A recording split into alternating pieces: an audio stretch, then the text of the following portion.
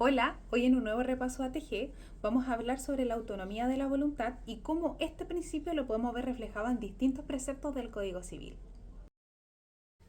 Para comenzar, vamos a contextualizar. ¿Cómo o qué es la autonomía de la voluntad? La autonomía de la voluntad es un principio rector del Código Civil. No tiene una regulación expresa, pero lo vemos reflejado a lo largo de todo el Código Civil.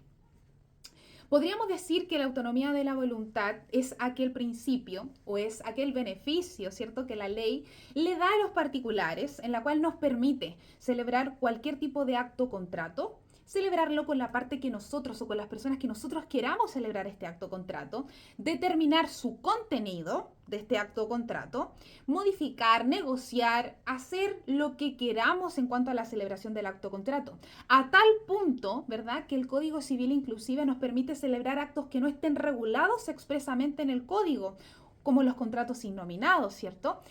Obviamente esto tiene una limitación, no es tan amplio, pero esta limitación es la general dentro de lo que es el derecho, ¿cierto? Que esta no se contravenga a la ley, el orden público o las buenas costumbres. Uno de los puntos importantes a tratar, como ya mencionaba en un inicio, es cómo este lo podemos ver regulado dentro del Código Civil. Una de las formas más simples para poder dilucidar dónde lo vemos reflejado específicamente es distinguir cada libro del Código Civil. Nos permite así ordenarnos y dar una respuesta sumamente completa. Vamos con ello.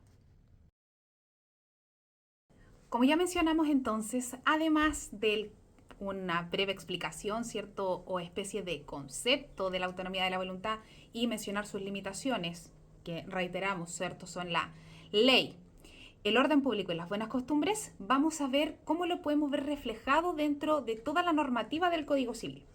Para que sea más ordenado, ¿verdad? Y no disparemos ahí artículos solamente, vamos a distinguir de acuerdo a los libros que el código trata.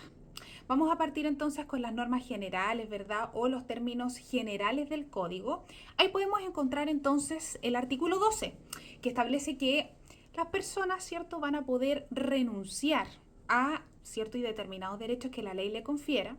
Por supuesto, siempre que estas renuncias a estos derechos solamente involucren al renunciante a estos derechos y que no sean de carácter irrenunciable.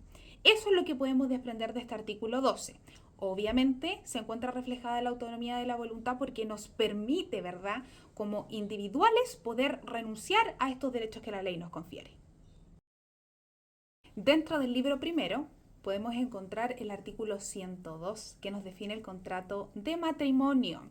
Entonces, el artículo 102 establece que este matrimonio es un contrato solemne celebrado por dos personas que se unen actual e indisolublemente y para toda la vida con el fin de procrear, vivir juntos y auxiliarse mutuamente.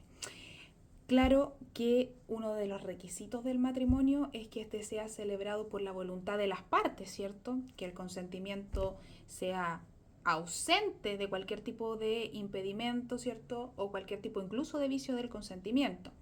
Por lo tanto, que es súper importante tener presente que está dentro de lo que es la autonomía de la voluntad. Nosotros celebramos el matrimonio de forma voluntaria por cada particular.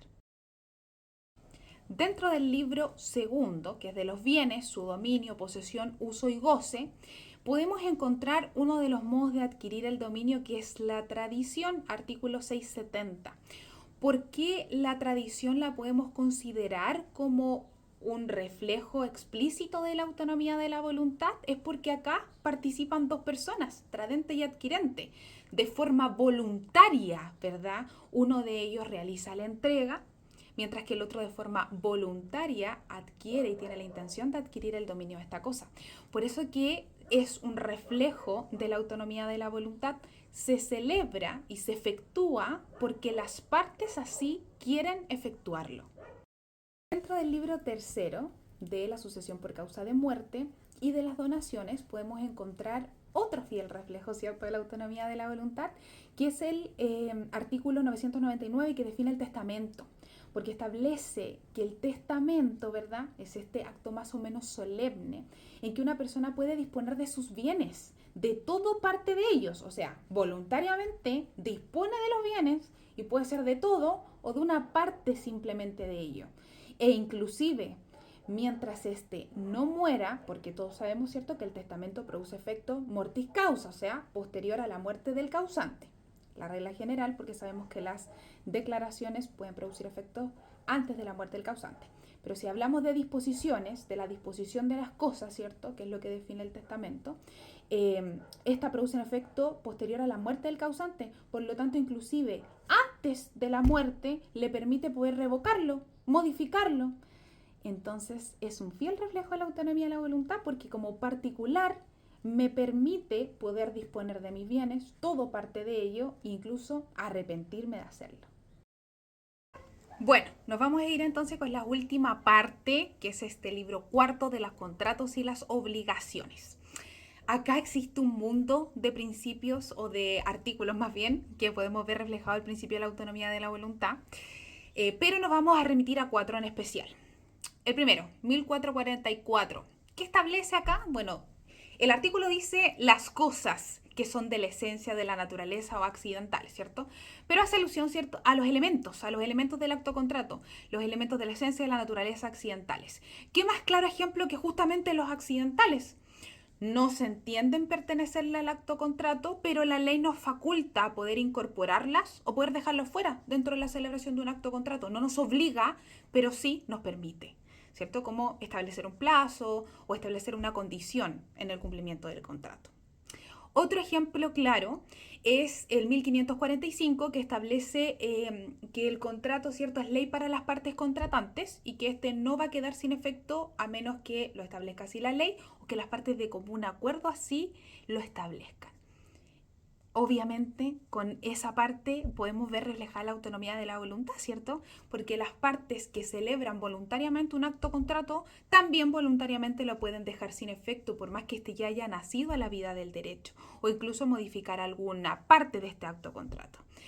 Otra norma que regula expresamente, ¿cierto?, la autonomía de la voluntad puede ser el 1560, que habla de la interpretación de los contratos, estableciendo que se va a interpretar un contrato teniendo en consideración la voluntad que tuvieron las partes contratantes al momento de celebrar, inclusive por sobre lo que expresamente se estipula en el acto contrato. Entonces, qué fiel reflejo de la autonomía de la voluntad es ese precepto, porque establece que al momento de interpretar un contrato nos vamos a atender más a la voluntad de las partes contratantes que a lo que expresamente se señala en él. Y por último, podemos también encontrarlos en el 1438, ¿verdad? Donde ahí encontramos el concepto de lo que es un contrato. Ahí establece que una parte se obliga a dar, hacer o no hacer una cosa en favor de otra, ¿verdad? Que estas pueden ser una o muchas personas. La verdad es que esto también nos refleja la autonomía de la voluntad, porque nosotros como particulares voluntariamente entramos a la celebración de un acto contrato y por consiguiente voluntariamente nos obligamos a dar, hacer o no hacer una cosa en favor de otro, dependiendo, ¿cierto?, del tipo de contrato que celebramos. Con eso concluimos nuestra cápsula de la autonomía de la voluntad. Espero que te haya servido. Es una forma muy completa y muy simple de poder ordenar nuestra respuesta en nuestra cabeza y hacer que también sea más fácil de recordarla, ya que lo dividimos, ¿cierto?, o lo distinguimos por libros. Entonces eso hace que la recordemos mucho más fácil y que además sea una respuesta sumamente completa. No damos como artículos al voleo que nos hacen muchas veces también olvidar a qué trata este artículo, sino que más bien tiene un orden consecutivo y hace que esto sea mucho más completo y ordenado, que sea una respuesta mucho más limpia. Así que con eso también respondemos, ¿cierto?, directamente a la pregunta o a la cédula que específicamente los alumnos de la central tienen en su cedulario, que es el tratamiento normativo de este principio de la autonomía de la voluntad.